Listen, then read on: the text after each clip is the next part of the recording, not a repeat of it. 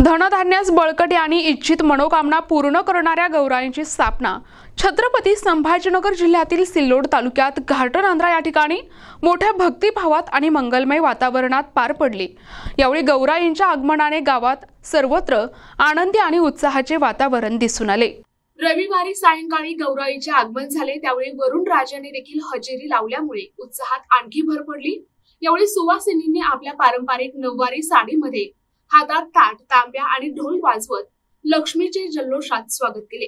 लक्ष्मी कशाने आली, सोनपावलाने आली असे म्हणत तुळशी वृंदावनापासून सोनपावलाने मुखवटे घरात आणण्यात आले। त्यानंतर अनुराधा नक्षत्रावर सजवलेल्या मखरात ज्येष्ठा, कनिष्ठा आणि त्यांच्या बाळांची सायंकाळी 5:30 वाजण्याच्या सुमारास स्थापना करण्यात आली।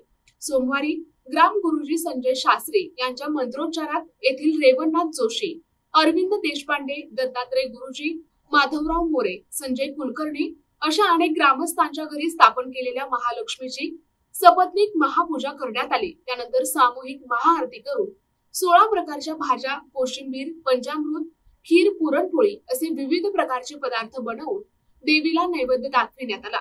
यावेळी सर्वांनी गौरी गणपती समोर साष्टांग दंडवत घालून दरवर्षी तसेच दणक्यात आगमन होऊ द्या, चांगला पाऊस पडू दे, सृष्टी सुजलाम सुफलाम होऊ दे अशी मनोकामना श्री महालक्ष्मीच्या चरणी केली।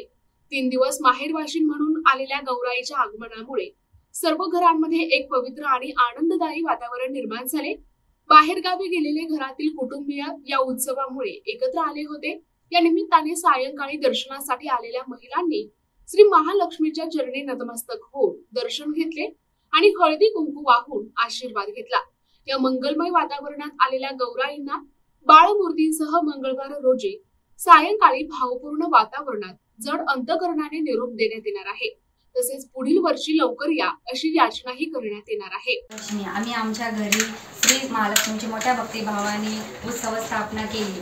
आज तिची महापूजा, आरती, नैवेद्य दाखवून मनोभावे पूजा केली व 16 प्रकारच्या भाज्या, कोशिंबीर, पुरणपोळी नैवेद्य दाखवून आम्ही 3 दिवस हा उत्सव मोठ्या उत्सवात आनंदमय वातावरणात साजरा केला।